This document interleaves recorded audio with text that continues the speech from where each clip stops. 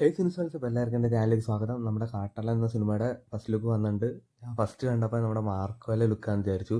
ഏതാണ്ട് അതേപോലെ തന്നെയാണ്.